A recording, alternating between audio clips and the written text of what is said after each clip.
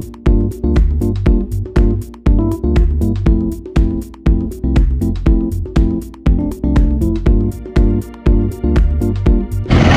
so bukas ako tayo mga kamusta. So napapansin nyo meron tayong mga neon lights dito. Ayan, mga wires, ayan ang kompleto po.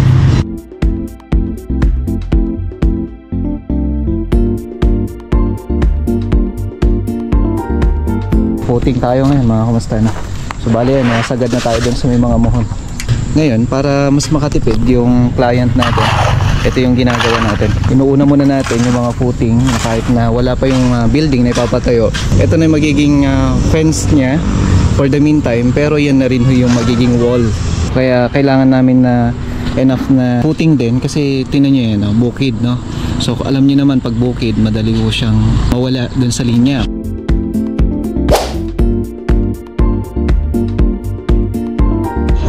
Good morning. Pogi na ni Paul, bumalik na sa dati.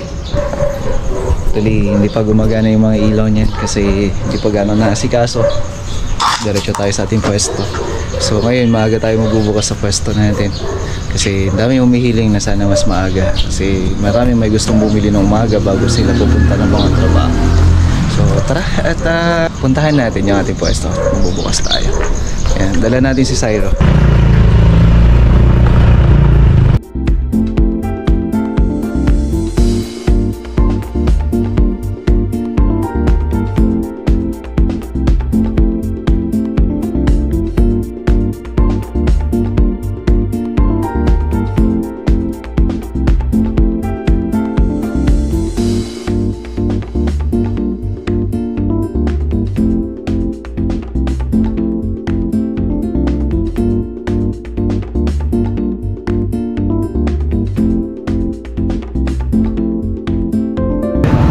Follower tayo dito.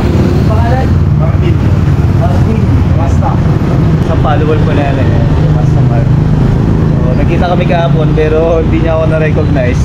Tapos bigla niya napaisip na ako pala yun.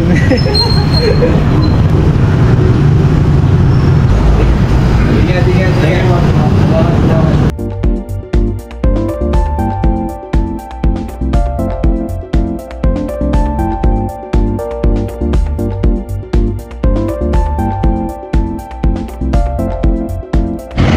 So bukas ako tayo mga kamusta. So napapansin nyo meron tayong mga neon lights dito. Ayan, mga wires, ayan ang kompleto po. Mga flat cord, no? So gumagawa rin ho kami dito ng mga extensions. Ayan, may naka-ready tayo doon, 3 meters, 5 meters. So yun po yung mga available sa atin. At may good news tayo about dun sa WPC. So may bibiyahe tayo at may kukunin tayo affordable, at the same time talagang magugustuhan ninyo.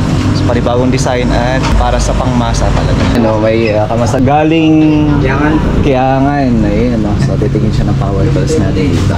So si Kamasa Rolly Habiling. Ngayon punta tayo sa project na. Punta tayo sa Baghahabag project na.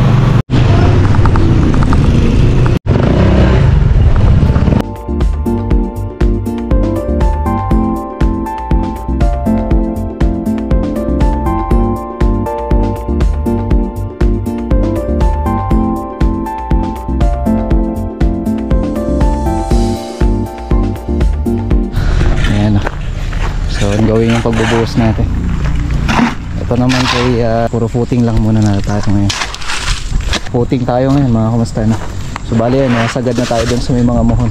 Bali eto kasi propose to para dun sa may gagawing building dito. Pero sabi ko nga fence lang naman to yung gagawin muna natin ngayon. Ngayon para mas makatipid yung client natin, ito yung ginagawa natin. Inuuna muna natin yung mga footing na kahit na wala pa yung building na ipapatayo. Yung mga bakal naka-propose na ho yan para dun sa ipapatayong building. Ganun na rin ho sa footing natin. So malaking bagay po ito na makakatipid yung ating kliyente. Kasi malaking bagay po na hindi na ho siya maghuhukay, magpapalit ng poste o kaya maglalagyan ng panibagong poste. Yan po kasi, ito na yung magiging fence niya for the meantime, pero yan na rin ho yung magiging wall sa susunod na gagawin na ho dito. Pero dun sa may part na yun, fence na ho yan. Dun, papatayuan niya rin ng building dun kasi ito kumbaga magiging paupahan niya.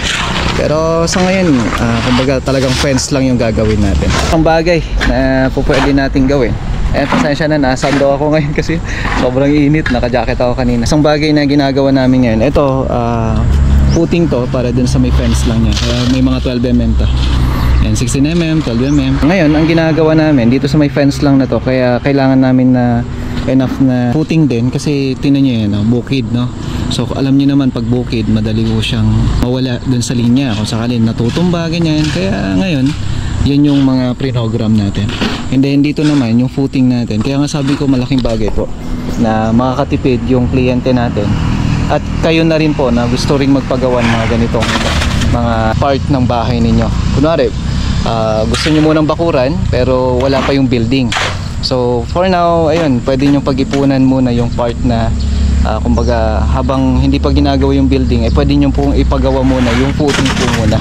Para yung susunod na mga panahon na kung saan gusto mo na magpatayo ng bahay, mayroon ka ng footing na kung saan nakaprepare na ho yan. Kaunti na lang yung gagastusin mo pagdating sa mga ibang mga poste niya. Kasi kagaya nito, 1, 2, 3, 4. So buo po yan. Ngayon, magdadagdag na lang dito every 3 meters. Bali 6x12 ganyan. So depende na ho yan sa gustong mangyari ng kliyente natin. Okay, so tingnan nyo naman yung hukay, oh. Dami, no? Ayan, ayan, buhos muna tayo.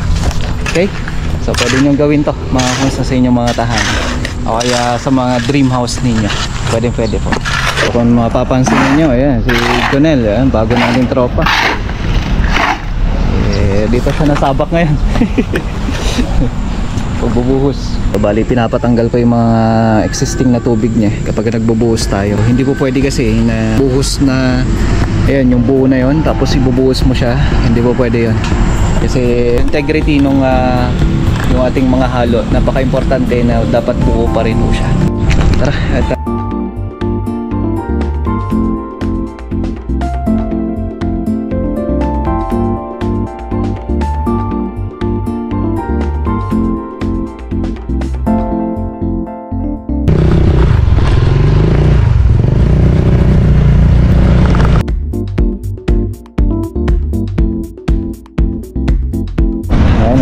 Tayo sa pwesto. Sakto may bisita tayo sa Consumers Appliance Center.